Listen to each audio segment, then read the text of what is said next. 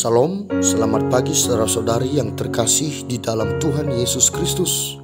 Selamat berjumpa kembali di dalam renungan pagi hari ini. Sebelum kita membaca dan merenungkan firman Tuhan, marilah kita bersama-sama mempersiapkan hati dan pikiran kita dan memohon tuntunan Roh Kudus. Mari kita berdoa.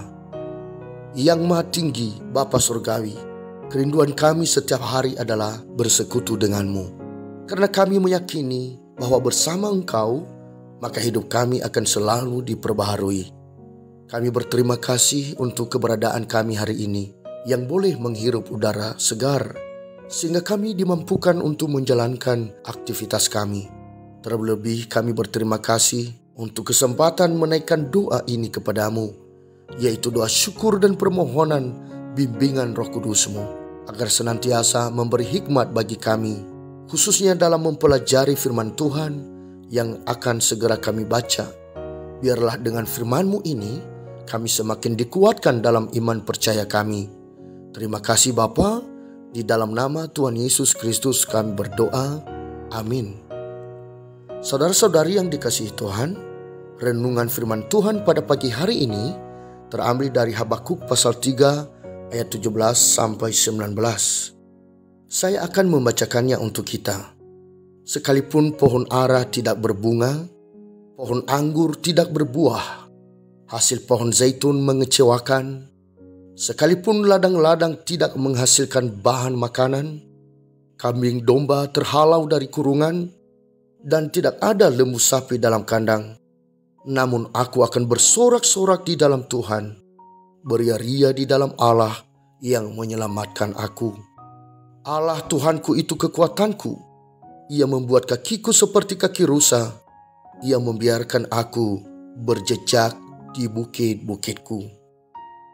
Saudara-saudariku yang terkasih, judul renungan pada pagi hari ini adalah pengharapan terbesar. Saudara-saudari yang dikasihi Tuhan, kita patut bersyukur bahwa kondisi saat ini telah lebih baik dibandingkan 2 tahun terakhir menghadapi pandemi COVID-19 yang sebelumnya pembatasan sosial sangat ketat dilakukan. Sekarang sudah mulai dilonggarkan, hanya saja tetap harus menjalankan prosedur kesehatan dan semua masyarakat diminta untuk menerima vaksin lengkap COVID-19. Pemerintah terus berupaya mengeluarkan berbagai macam program untuk membantu masyarakat memulihkan keadaan negara agar menjadi sehat secara ekonomi dan kehidupan sosial. Namun demikian, masih banyak orang yang dulunya terdampak akibat pembatasan sosial, baik para pengusaha, pekerja perusahaan, pekerja mandiri, individu, belum dapat pulih benar. Ada yang sudah menjual aset sehingga tidak punya aset lagi untuk memulai usaha. Ada yang belum mendapat pekerjaan akibat pemutusan kerja. Ada yang kehilangan anggota keluarga yang adalah tulang punggung keluarga, sehingga kondisi ekonomi benar-benar terpuruk. Dan masih banyak lagi dampak negatif yang dialami akibat pandemi COVID-19. Saudara-saudari yang dikasihi Tuhan, ketika kita mengalami kondisi sulit, sedang menghadapi pergumulan yang berat, sebagai orang percaya, kita telah diajarkan untuk datang mencari Tuhan, memohon pertolongan Tuhan. Demikian pula yang dilakukan oleh Habakuk. Ia tahu bahwa umat Allah, bangsa Israel, telah berdosa dan akan mengalami hukuman Allah. Maka ia tanpa ragu memanjatkan doa permohonan kepada Allah. Ia sangat meyakini bahwa Allah yang telah melepaskan umatnya dari penindasan di Mesir akan datang kembali menyelamatkan mereka. Saudara-saudari yang dikasihi Tuhan, tetapi apa yang terjadi pada kebanyakan kita orang percaya saat ini, ketika apa yang kita serukan kepada Tuhan seolah tidak didengar oleh Tuhan, padahal pengharapan terbesar hanyalah kepadanya. Kita yang kehilangan harta benda, sedang jatuh terpuruk di dalam kemiskinan, kita berseru, "Oh Tuhan, keluarkanlah kami dari situasi sulit ini." Kita yang sedang mengalami penderitaan panjang akibat sakit, berseru, meminta kesembuhan, tetapi tidak sembuh-sembuh juga. Kita yang kehilangan pekerjaan datang berseru kepada Tuhan agar mendapat pekerjaan, tetapi sampai sekarang tidak juga mendapat pekerjaan. Kita yang telah mengalami kehilangan orang terkasih berseru, mengeluh dan menyalahkan Tuhan, seolah Tuhan sudah tidak mengasihi dan tidak bermurah hati. Di dalam kondisi seperti ini, kita telah memaksakan kehendak kepada Tuhan. Pengharapan terbesar yang kita inginkan harus sesuai atau seperti apa yang kita pikirkan, yang kita mintakan, yang kita serukan dalam doa-doa kita, yang sifatnya tidak kekal. Sesaat kita telah melupakan karya besar Allah bagi kita. Saudara-saudari yang dikasihi Tuhan, pengharapan terbesar kita sesungguhnya telah dinyatakan Tuhan kepada kita, yaitu bahwa Dia telah menyelamatkan kita pada waktu kita masih berdosa. Tuhan menyelamatkan kita bukan karena perbuatan baik yang kita lakukan, tetapi hanya karena rahmat-Nya yang luar biasa besar diberikannya kepada kita melalui pengorbanan Yesus Kristus di atas kayu salib. Dan Ia telah memberikan keselamatan rohani bagi kita untuk menerima hidup yang kekal. Dalam Markus pasal 8 ayat 36, Yesus berkata, "Apa gunanya seorang memperoleh seluruh dunia, tetapi ia kehilangan nyawanya? Dengan demikian harta yang paling berharga, yang lebih mahal dari isi dunia ini adalah nyawa kita, keselamatan rohani kita. Dan keselamatan yang lebih mahal itu telah diberikan kepada kita.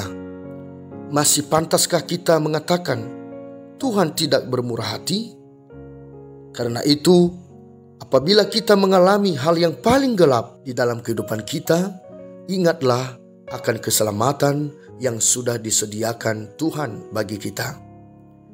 Saudara-saudari yang dikasihi Tuhan, segala bentuk penderitaan, penindasan, kesesakan, penganiayaan, kelaparan, ketelanjangan, bahaya, atau pedang, di dalam Roma pasal 8 ayat 35, biarlah semua itu meneguhkan iman kita dan mengikat erat pada Yesus Kristus, karena kita menyadari bahwa Tuhanlah yang mendatangkan kebaikan dalam segala sesuatu, karena Ia berkuasa atas segala sesuatu. Mari kita mulai sungguh-sungguh tetap beriman kepada janji Tuhan yang tertulis di dalam Roma pasal 8 ayat 28 yang berbunyi demikian. Kita tahu sekarang bahwa Allah turut bekerja dalam segala sesuatu untuk mendatangkan kebaikan bagi mereka yang mengasihi Dia, yaitu bagi mereka yang terpanggil sesuai dengan rencana Allah. Saudara-saudari yang dikasihi Tuhan, dikala kita selalu ingat akan cinta kasih Tuhan di atas kayu salib, maka seandainya Tuhan belum menjawab doa kita, bahkan mungkin kita tidak pernah mengalami jawaban doa dalam hidup kita, maka kita akan sanggup berkata bahwa Tuhan tetap baik, Tuhan tetap murah hati. Sebagaimana Habakuk yang tetap bersorak-sorak dan beria-ria di dalam Allah yang akan menyelamatkannya, karena ia mengakui Allah itu kekuatannya dan pengharapan terbesar baginya.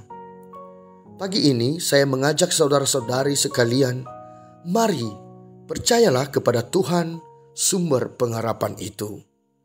Demikianlah renungan pada pagi hari ini. Tuhan memberkati. Kita akan menutup renungan dalam doa.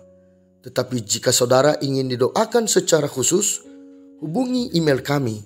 Kerinduan kami agar channel ini menjadi berkat bagi banyak orang. Mari kita berdoa. Puji dan syukur kami panjatkan kepadamu ya Allah kami. Kami sungguh bersuka cita untuk kekuatan baru yang Engkau telah berikan melalui firman yang baru saja diperdengarkan kepada kami. Pengorbanan di atas kayu salib adalah puncak dari kemurahan-Mu kepada kami, manusia yang berdosa ini. Kami memohon pengampunan dosa kepadamu, ya Allah Maha Kuasa. Bapa, kami mengimani janji-Mu bahwa Engkau adalah Allah yang turut bekerja dalam segala sesuatu untuk mendatangkan kebaikan bagi kami yang mengasihi-Mu. Apalah artinya penderitaan yang kami alami dibandingkan dengan keselamatan rohani yang telah Kau berikan? Apalagi apa yang kami alami saat ini, sukacita maupun penderitaan adalah atas seizin-Mu yang akan mendatangkan lebih banyak lagi kebaikan. Terima kasih Tuhan, kami serahkan seluruh hidup kami hanya di dalam tangan pengasihan-Mu. Pimpin dan sertailah kami selalu, khususnya dalam melakukan aktivitas sepanjang hari ini. Terima kasih Bapa, terima kasih ya Roh Kudus. Jadilah kehendak-Mu di dalam kehidupan kami.